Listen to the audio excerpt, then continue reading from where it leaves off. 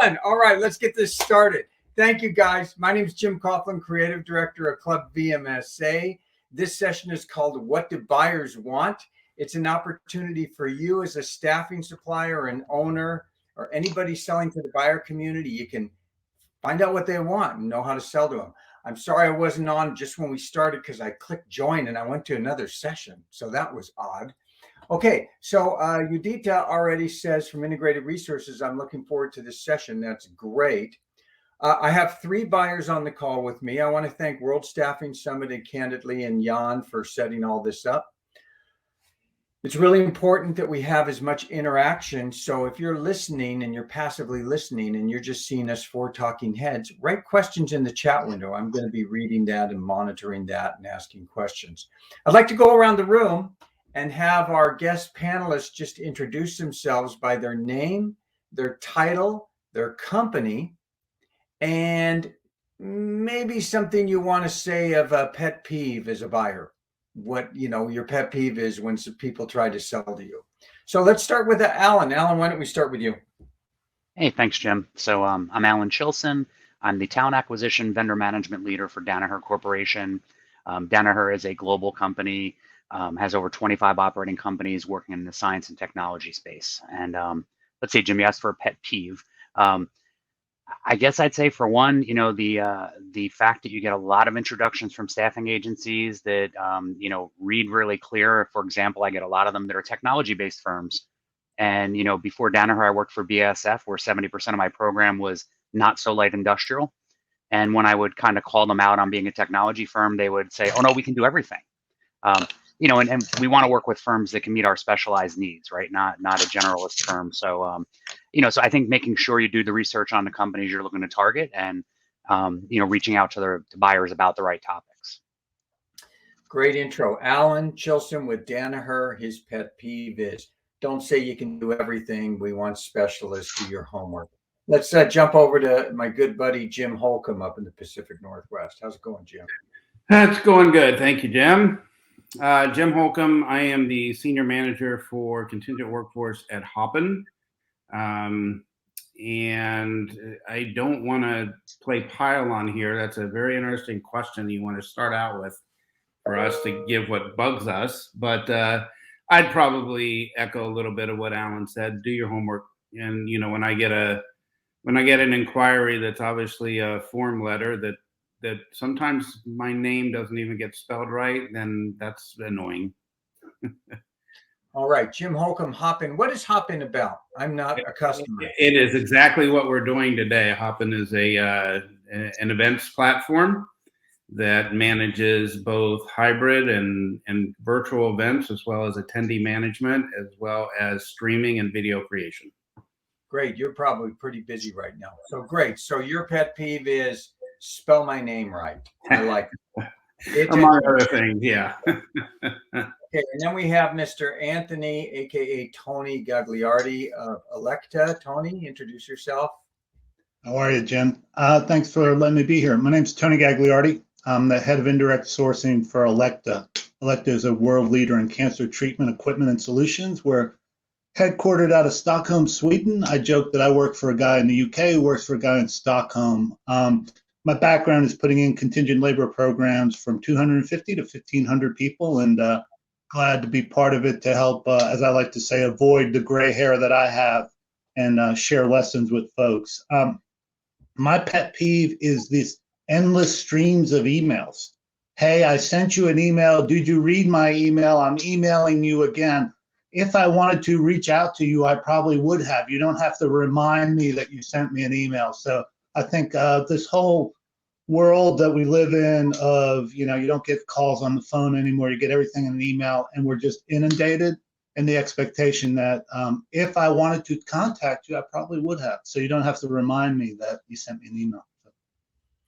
Don't call us. We'll call you, and stop with the emails. Okay, keep those cards and letters coming in. This was a great start. You guys have already thrown out some things that people do that annoy you. What I would like to invite the audience, and we have about 50 people and growing here on the call, put in the Q&A here or in the chat window. I'm seeing some chats come in. What questions you have for these buyers? So they've just given you your pet peeves, right? Don't oversell, know my business, do your homework, spell my name right, and don't send me endless emails. So I'm just going to throw it out to any of you, and any of you can jump in, any of the three of you. And you're obviously busy and you have a lot of business need, and there's more suppliers out there than you could possibly work with. So what is a way that a supplier has approached you that's worked? And if you could give me an example. What I don't want you to tell me is, well, what they should do is. What I'd like you to tell me is, here's what someone did that worked for me that I'm working with now. Any one of you guys want to jump in on that? Okay, well, great. Thanks for joining. This is great. I want to thank the World Staffing Summit. Okay, go ahead, Tony. Go ahead. Jim, I mean, in the past, I think one of the things that's worked is I have a process of constantly, people reach out to me and then I say, I'll follow up with me in 3 months. And they do, right? And then when you give them an opportunity, execute on the opportunity. I think that a lot of folks are waiting for the perfect pitch when you give them. And when the buyer has a problem that they reach out to you, you don't get another chance to have a first impression, so to speak. So having folks that do what they say they're going to do, as other folks mentioned, but then when you pitch it to somebody, them actually being able to hit it out of the park. So I think it's following the organization's processes instead of trying to go around has been successful in my past, because the folks who have followed the processes have seen their business grow versus constantly trying to find another hook into the company or slide in through a side door. So that's my comment. Great.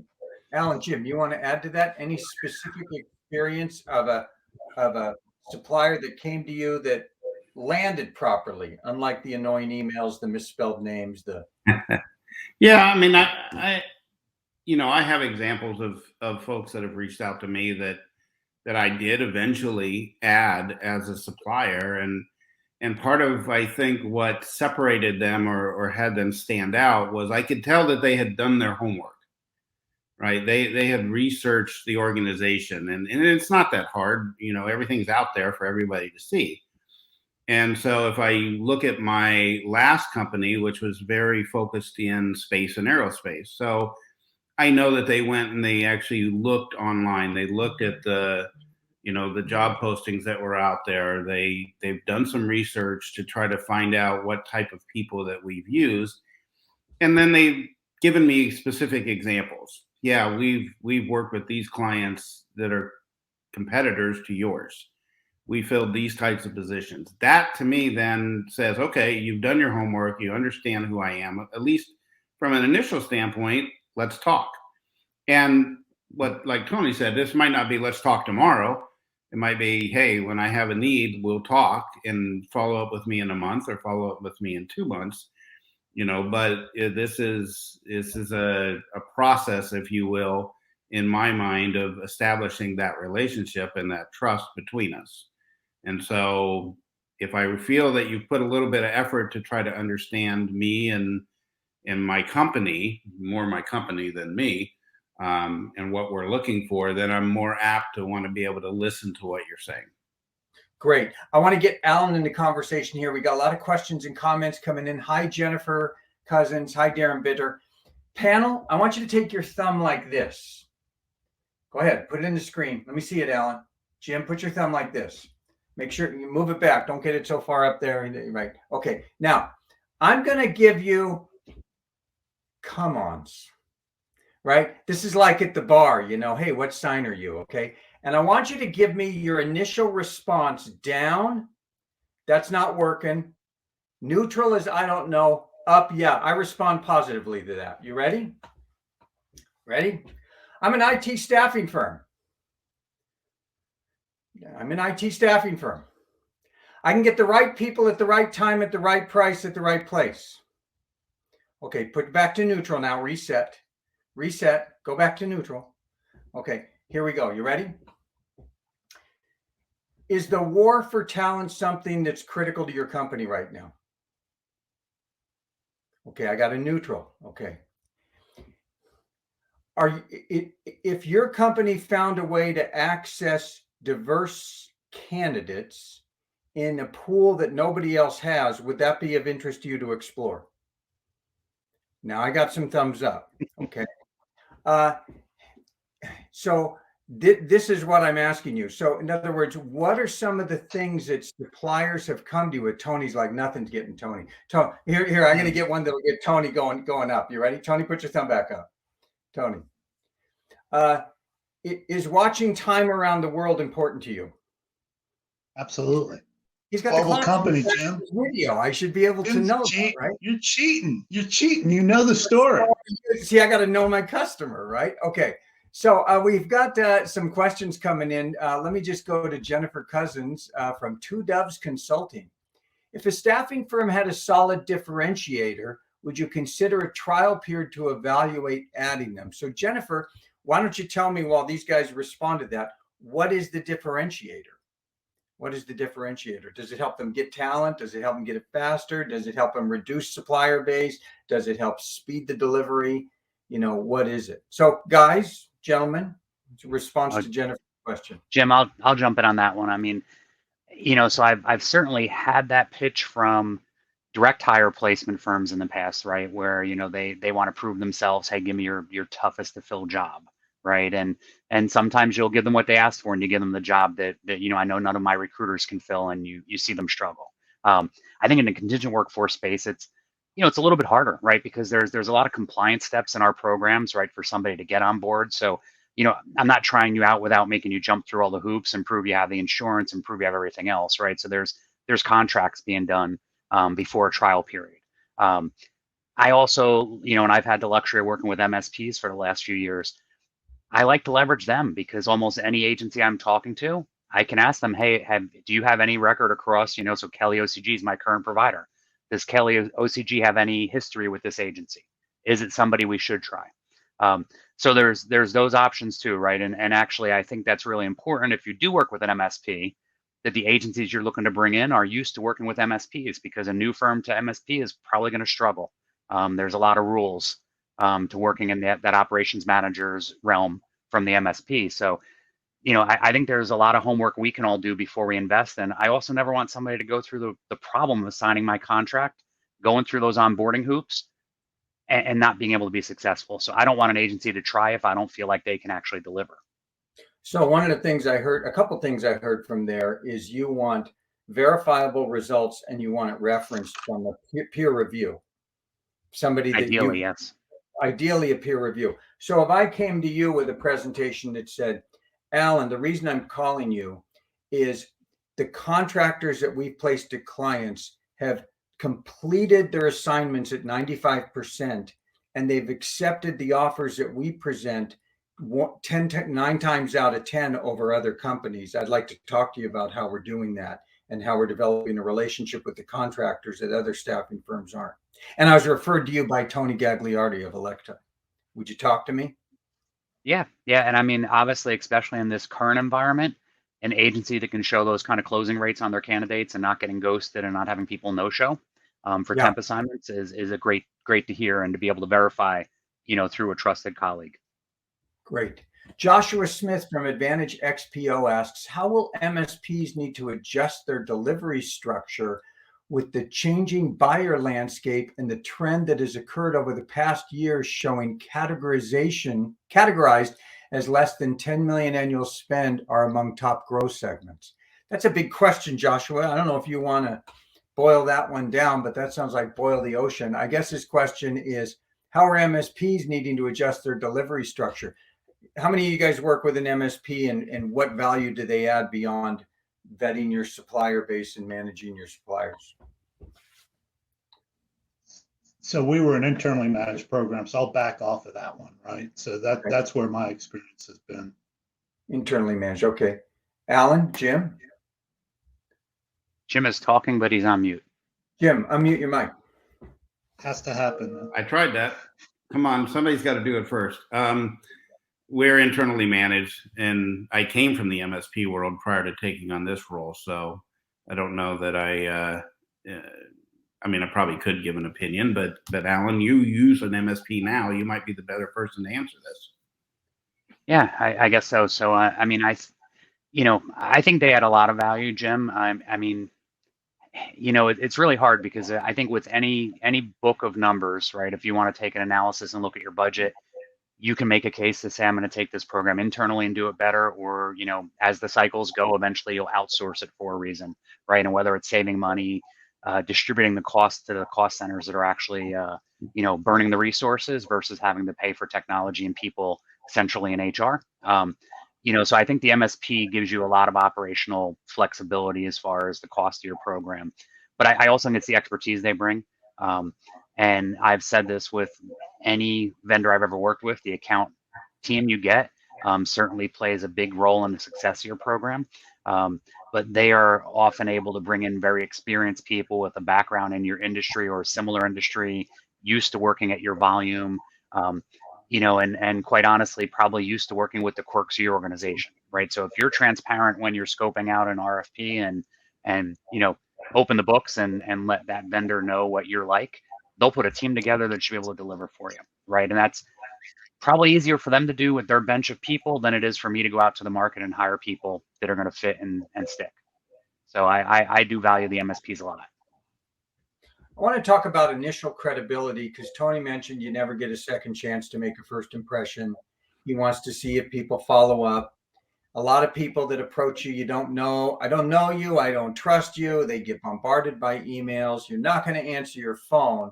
So my question is, what role and what influence has it had on you to see suppliers marketing, promoting themselves on social media with content, specific solutions that they've done with other clients, case studies, and also what impact does it have when you engage a supplier in a forum like this or at a Club VMSA event, whether it be live or virtual? How much influence does that have on you that maybe I'll give this guy 30 more seconds where before I was going to blow him off? Okay. Tony? Yeah, I'll take it, Jim. There's constant interactions out there, right? And I think that it depends what platform you're on, right? I'm a big LinkedIn person. That's my platform. I don't do Insta. I don't do a lot of the other stuff that's out there. So I tend to lean heavily on the social media that I sort of propagate, right? And case studies are a great example. There's a fine balancing act in that because a lot of companies don't want their stuff out there. So when you see stuff out there, you're more inclined, I know I am more inclined to read it, given the channel that I tend to gravitate on. I'm less reliant on some of the other social media platforms because I don't think they're business related. There's a lot of people living on Insta today trying to do business there. So it just depends on what channel you absorb and what the veracity or the truthfulness in that channel is dependent to you, because we're all people and we all have different opinions on that. So I lean on LinkedIn, and that works for me in everything that you mentioned. Great. Anybody else want to comment on that? Yeah, no, I would agree on that. I and I'm like you and LinkedIn. Yeah, I mean, I think we all live on LinkedIn. I'm on Twitter a lot too. So, if somebody will send me a link to, especially white papers, right, or something that's been done from a case study, to me, that's indicative of an organization that's trying to put thought into what they're doing. And it's not just, I mean, obviously there's a marketing aspect to it as well, but that ability to have some thought leadership or some opinion leadership to me is important. And I don't say that I wouldn't look at a new supplier because of it, but if someone came to me and actually had that as part of the organization's, branding and marketing and thought leadership and things like that, it would probably help give them credibility as I talk to them and as I'm listening to them. Are you going to be it's going to be a multiple choice question. You can put your hand up to answer yes or your hand down to no. Okay, Tony's going to say yes, multiple choice question.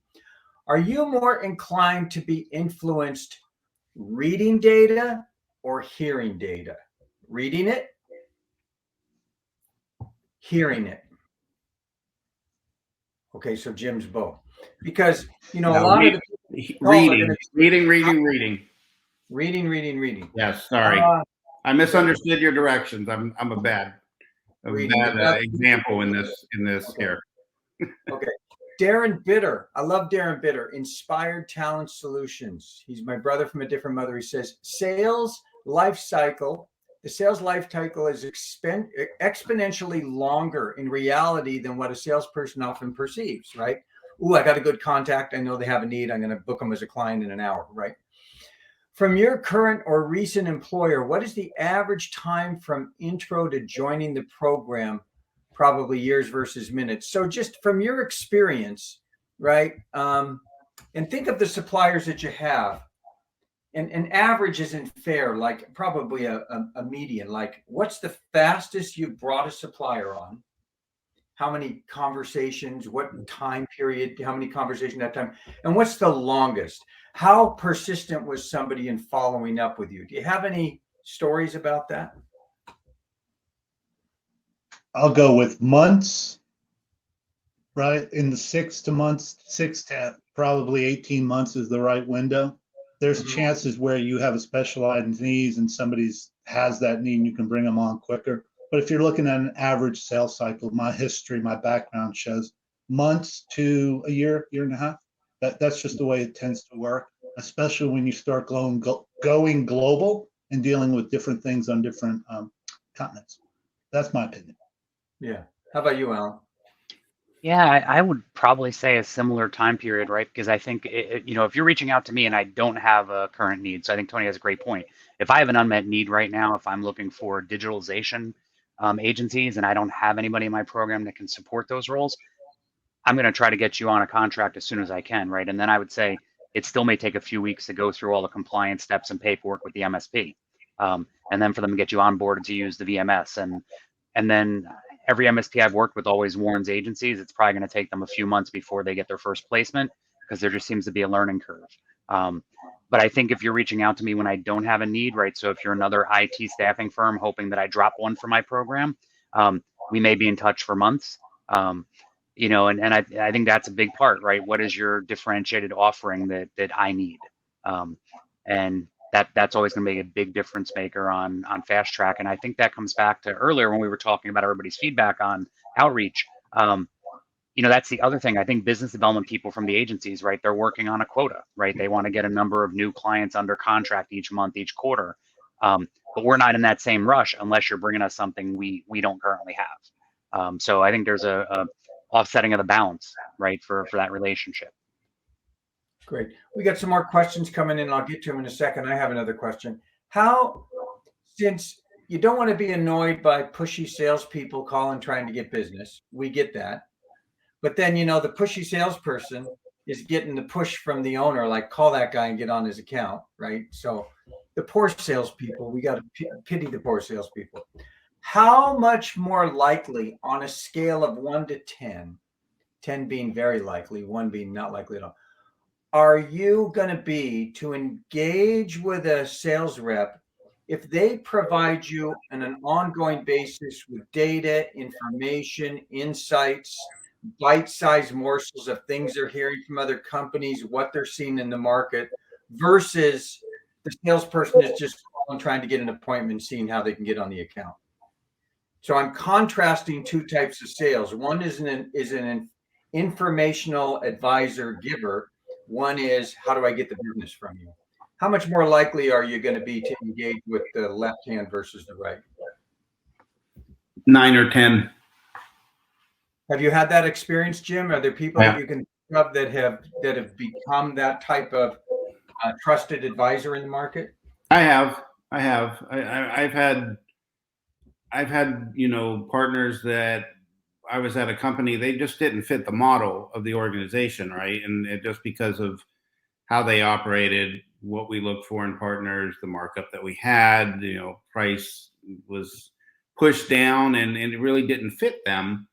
And then when I moved on to the next organization, they stayed in touch, it was really just giving me information. And like you're saying, sending interesting things, white papers, articles, what have you.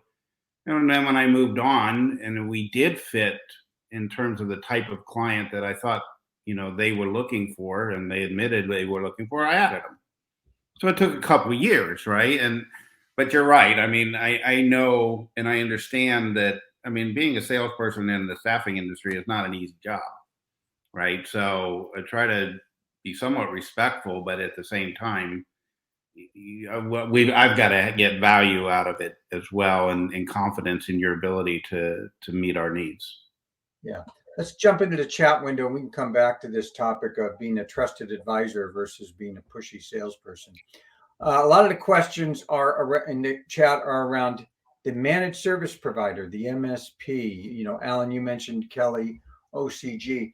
One question that came out is, and Tony, you have a self-managed program. What value, what future value do you see the MSP as having? And where are they losing ground? And what's the future going to look like? Maybe you guys can riff on how you perceive the MSP, because I'm sure you have MSPs calling you too, right? Trying to get your business.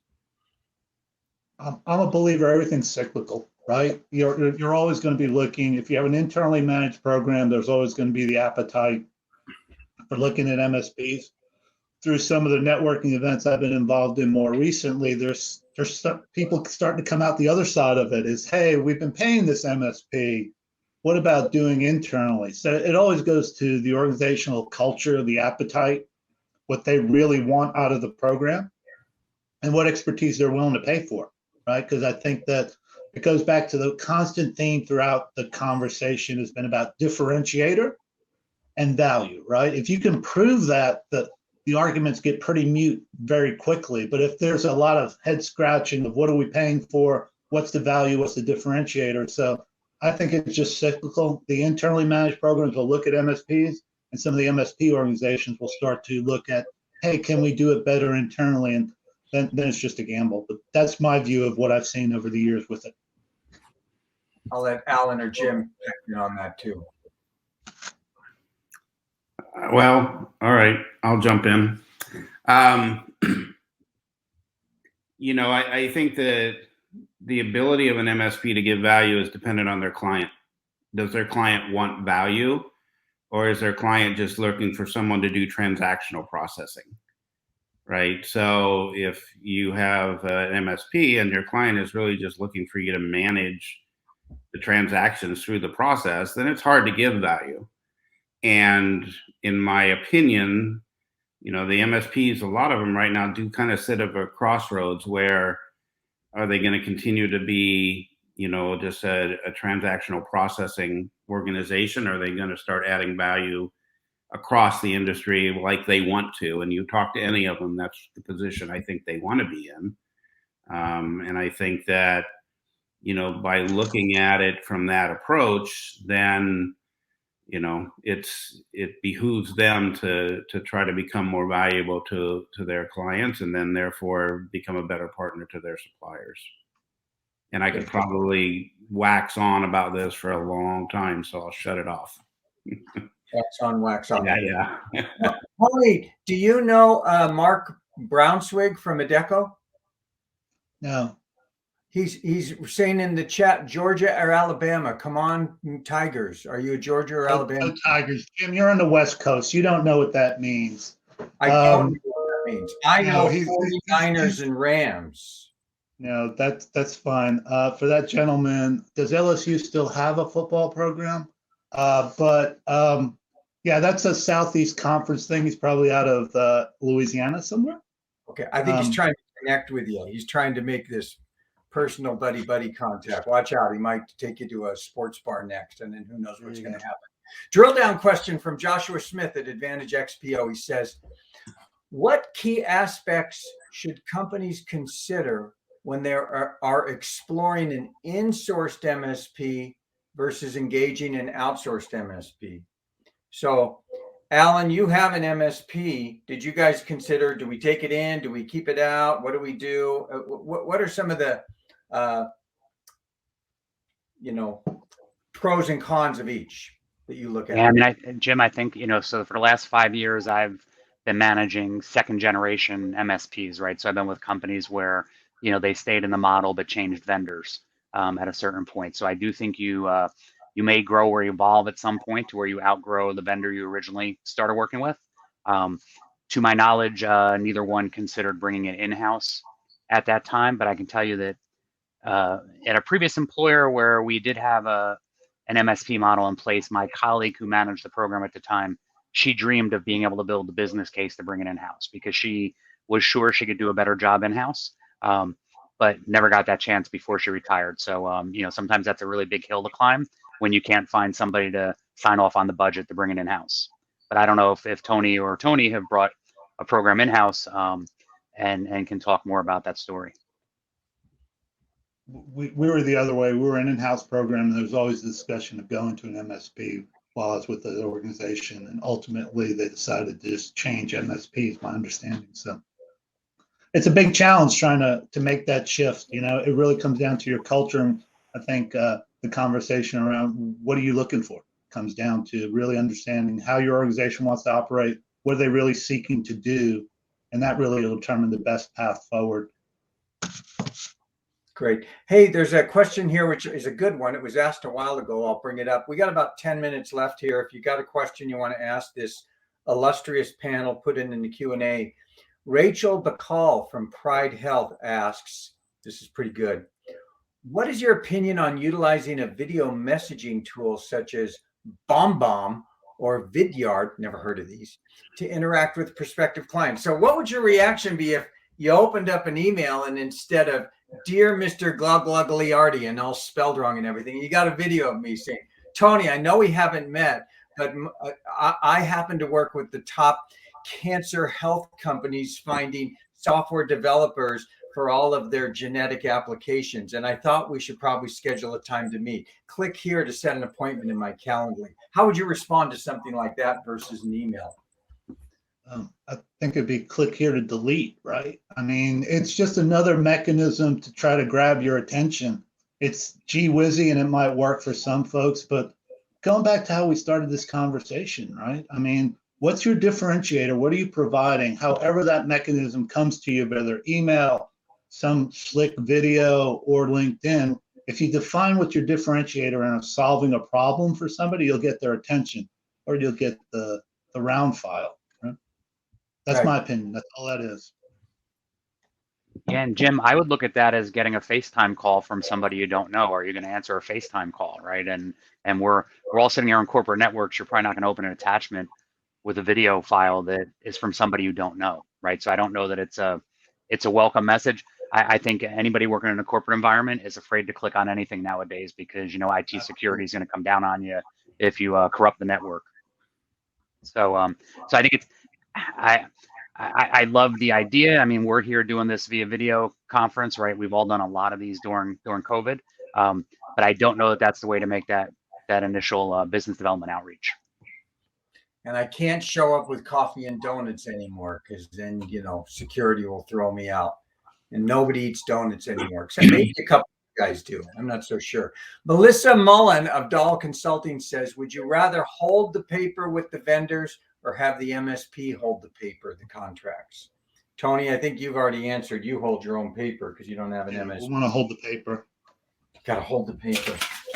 Hold the paper. Or the email, Jim, or the email, or the football helmet, whichever one you want. So, Alan, Jim? I think, Jim, it comes down to partially a company's risk tolerance, right? Because I think having the MSP hold that paper may build that extra bit of firewall if somebody's worried about co-employment. But I think there's plenty of companies that look and say, hey, we have all the writing in the contract anyway, and we want to be involved. And I think probably a lot of agencies maybe feel a little bit better when the corporate, you know, enterprise client is also on the paper versus just the MSP. So, but I think it really comes down to where your legal and procurement departments are, and probably is not a choice I'm going to be able to ever make. How much more likely are you to take somebody's call that you don't know if I introduced you or somebody that you knew well, not like me? If I said to you, Tony, I think you should give a call to Jennifer here. I think you should take her call. She might be able to I'll lean into that one, right? I may go that way from a trusted source. I know, Jim, you might be a trusted source. You might not. Depends what day of the week it is, right? It's questionable. But a referral from a trusted source is probably better than just a blind referral, right? Or just everything we've talked about up until now. Mm-hmm. That's the way I'd see it. So now, how would you respond if your existing suppliers came to you, like a salesperson, your existing supplier? They don't have to sell to you; they already have their business, and they said, "Alan, I'm looking at developing some business in a similar type company to yours. Would you be?" And I see you're connected with Tony over at Electa. Would you be willing to introduce me? How willing would you be to do that if I was your existing supplier? I mean, I've certainly done that for my MSP and RPOs, right? So I've done reference checks for them. I have actually done a couple of references for suppliers in the program too. So I think partially that's, that's the relationship you have, right? And those are suppliers that they delivered for us well. They were suppliers I saw at events. They were suppliers I keep in touch with, and obviously normally it's the MSP account manager really interacting with my suppliers. But there's some, and we do our supplier summit once a year. So I met them there when we brought them together and then saw them at other events. So I think when you know somebody delivers and you know that you can answer the question honestly, I'm open to doing that, right? And obviously I'm not looking to be rewarded for it. I'm willing to give somebody a foot in the door. And that's when I feel both parties can benefit, right? So I'm not just passing a salesperson on to somebody else in my network, but I truly see the match. Great. Hey, we're coming up to the end here. I'm going to ask one more question that's in the Q&A, maybe two, and then I've got my own question. The question I'm going to ask you guys at the end to think about it. This whole topic is what do buyers want? I want you to just bullet the 3 to 5 things that you want. I want whatever it is, just bullet it out. Think about it. Okay.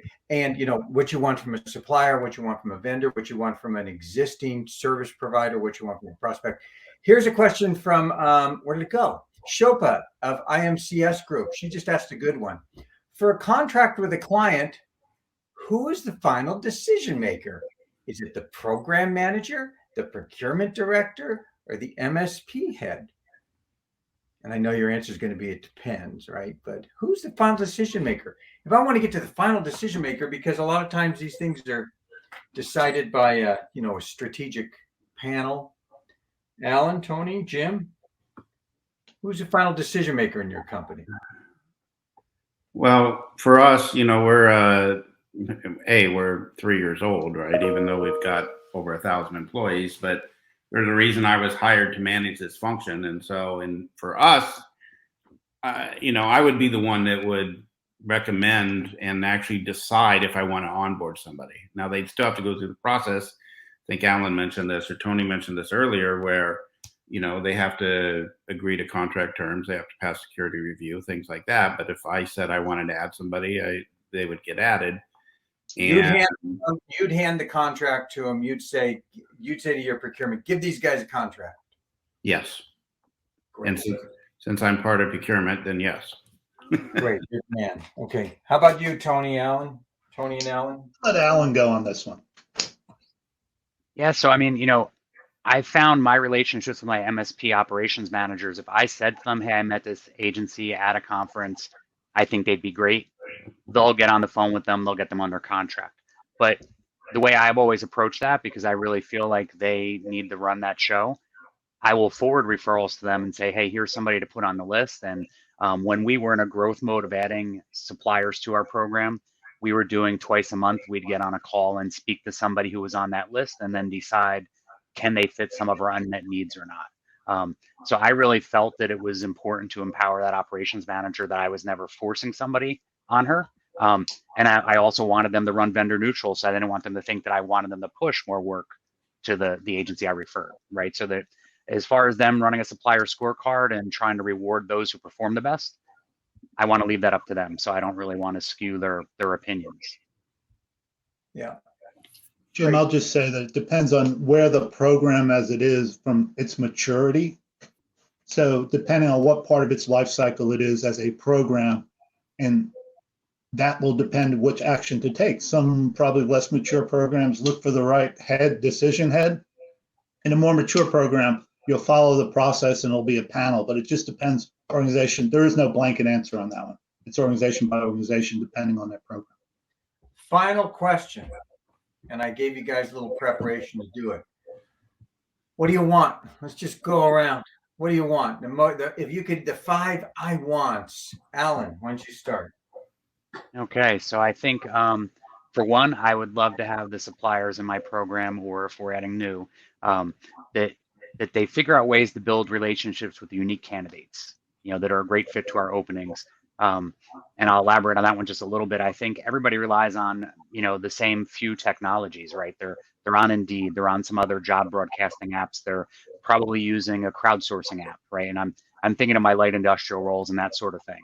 How do you find the people that aren't going to apply to a job through those apps, right? So how do you find those unique people? Because otherwise, I have one candidate getting outreach from 5 different agencies, right? Which doesn't help me. So building those unique relationships with candidates. Jim, you and I have talked about, my feelings about voice of the customer. So listen to the voice of the customer, make those efforts to hear it. And that's me as a program owner internally. It's that MSP operations manager. It's whatever you can get from the manager who's actually hiring a person. Vendor neutral programs. I know agencies don't get to talk to managers a lot, but then flip that. And there's also the candidates, right? There's the candidate pool, and there's also the talent you place. I have seen so many situations where agencies forget about their people after they place them through an MSP, right? So they will come out and say, I've never heard from that agency. My paycheck comes, that's it. I don't speak to anybody. And probably the last thing I would say is also provide us with your voice. So take advantage of those opportunities to give feedback, whether it's the MSP owner, whether it's an internal program like Jim and Tony have, but also share with us what you're seeing out there, right? So I've always valued the feedback I'm getting from my supplier community. Great. Jim.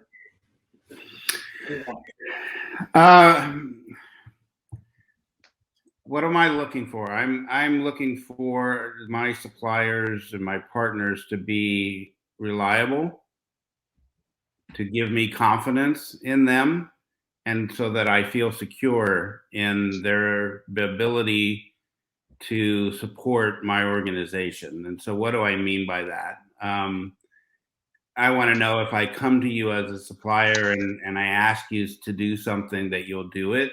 Obviously, if it's legal, ethical, and moral. And you'll be able to do it by the time I need it and finish it completely. Now, that being said, I might come to you and say I have a need for something, and for whatever reason it can't be done, or you can't do it. Then I would want you to be able to come back to me and honestly say, look, here's my challenge, or here is a challenge, and work with me to figure out how to solve that challenge, right? So there's a partnership and a communication there. I want to know that you'll take care of your folks internally and externally, right? So I want confidence that, you treat your contractors well, you treat your teams well, you treat the folks that are doing the job, right? Recruiters, the account managers, you treat them well, right? That I don't have to worry about constant turnover within an organization, both internal and external. And I also want to know that the policies and the processes and the workflow and things that you put together also protect me. How you pay your people, how you comply with laws, how you comply with regulations, how you do benefits, etc. So yes, it's that ability to fit our organization in terms of what we look for and how we look for it and where we look for it. But then once that part is done, I want confidence in you to be able to complete the entire life cycle and do it well. Tony, what do you want? Besides to get off the call. He wants to get off this call. Still a little bit of what they said. We're looking for solutions. I don't care whether it's labor or any other suppliers. The days of fluff are behind us. Everybody's just looking, know who we are, know what we need, and provide those solutions. And listen to us, right? That's really what it comes down to. And whether it's labor or real estate or other areas that I deal with, that's ultimately every organization wants value now and wants solutions. A little less time for the fluffy stuff. Awesome. One of the ways you staffing suppliers on this call can find out more about what buyers want is by being involved in Club VMSA. So this is my pitch for Club VMSA. You can go to clubvmsa.com. We have virtual and in-person events where you can talk to buyers directly. You can engage, connect, and it's all about the community. We have a lot of different opportunities to become a member. You can look at that at clubvmsa.com. www.untitled.com. I'll stop sharing that. I want to thank Anthony, Tony Gagliardi, Alan Chilson, and Jim Holcomb for taking a good 45 minutes of your day to open the kimono, so to speak, and tell us what's important. I want to thank Candidly and Jan at World Staffing Summit. And I want to thank all of you who tuned in and asked questions and participated. I'm Jim Coughlin, Creative Director of Club VMSA. You can find me at Jim Coughlin on LinkedIn. And you can text me and email me and do whatever. I'll take your emails. I'll take your calls. I'll talk to anybody. Thank you. Have a good session. We'll see you guys soon. See you guys. All right. Bye, everybody. Bye. Thank you. Alan, thank you so much. Thanks, Jim. Bye. This is where we go by. Do you